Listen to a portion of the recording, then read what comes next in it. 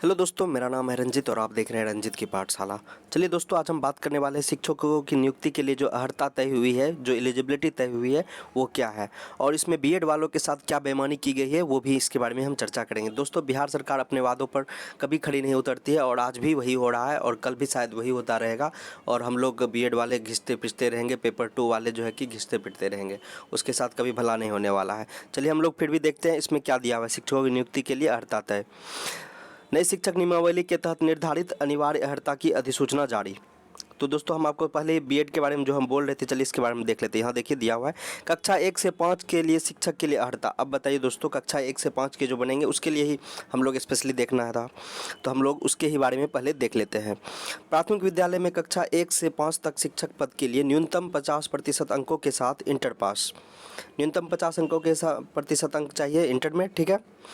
और प्रारंभिक शिक्षा शास्त्र में 2 वर्ष डिप्लोमा ज़रूरी है, यानी कि डिप्लोमा जो होता है जिसको आप डीएलएड या और क्या क्या बोलते हैं, तो आप स्पेशली यहाँ मान लीजिए डीएलएड के बारे में यहाँ पे चर्चा हो रहा है। यहाँ पर कहीं भी बीएड के बारे में चर्चा नहीं किया गया है और इसके बाद किया गया है बीएड के बारे में चर्चा। कक्षा 6 से 8 तक के लिए शिक्षक पद के लिए स्नातक व बीएड जरूरी होगा। अब जैसे इसमें बीएड स्पष्ट दर्शाया गया, उसमें नहीं दर्शाया गया है, वो डीएलएड वालों के लिए है। तो अब बताइए दोस्तों, अब इसमें बीएड वाले कहाँ जाएंगे? 6 to 8 में तो निकाला ही नहीं है वैकेंसी, वो तो सरासर सरकार के बेईमानी है ये। 40,000 लगभग सीट जो है कि 6 to 8 में था और उसको सीट को काट लिया गया है और इसके बारे में क्या ही बोले। एक बहुत बड़ा आंदोलन करना होगा और अब जो है सबको मिलकर आंदोलन करना होगा।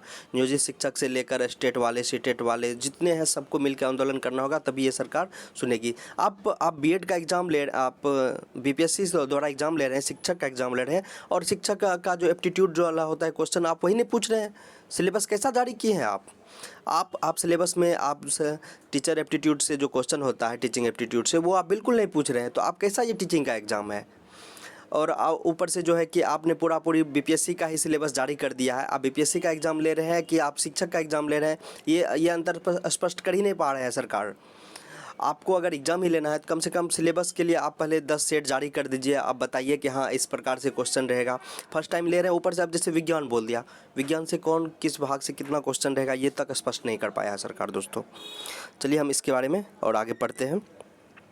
राज्य सरकार ने नई शिक्षक नियमावली के तहत अध्यापक के पद पर नियुक्त के लिए अनिवार्य अर्हता तय कर दी है। शिक्षा विभाग की ओर से इसकी अधिसूचना जारी कर दी गई है, ठीक है।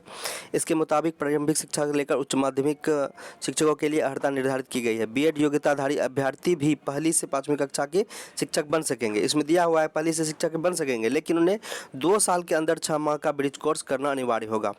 तो अब बताइए, ब्रिज कोर्स करना होगा, 1 to 5 वाले को ब्रिज कोर्स करना होगा। अगर 1 to 5 में लेना है भर्ती किसी को, 6 to यानी कि बीएड वाले को।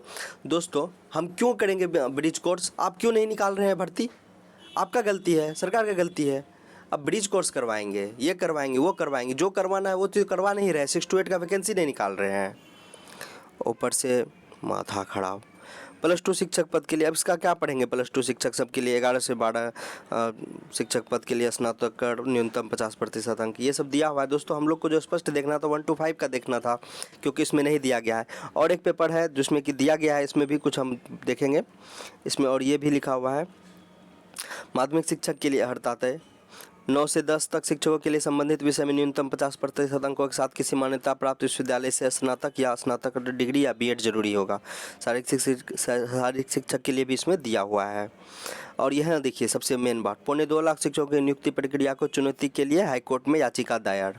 ये जो है कि याचिका दायर कर लिया गया है दोस्तों, 2.25 लाख शिक्षक का जो निकाला हुआ है। अब पहले दोस्तों क्या कहा जा रहा था, 3.25 लाख शिक्षक बहाली आएगा, 3.25 लाख शिक्षक बहाली आएगा। 1 साल 2 साल से चिल्ला रहे थे 3.25 लाख शिक्षक आएगा।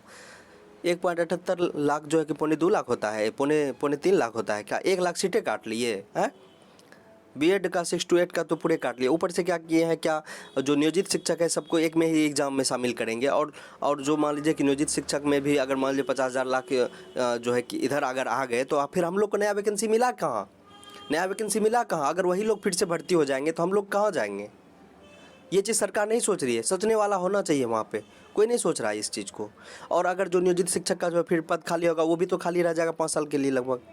अब फिर वो उसको बच्चा को कौन पढ़ाएगा, कौन जाएगा? इस सब में सबसे पिछड़ा हुआ रहेगा वही गरीब परिवार, गरीब के बच्चे ही ज़्यादातर सरकारी स्कूल में पढ़ते हैं और वही लोग पिछड़ रहे हैं, वही लोग पिछड़ेंगे। क्या कर सकते हैं इसमें? चलिए मिलते हैं नेक्स्ट वीडियो में।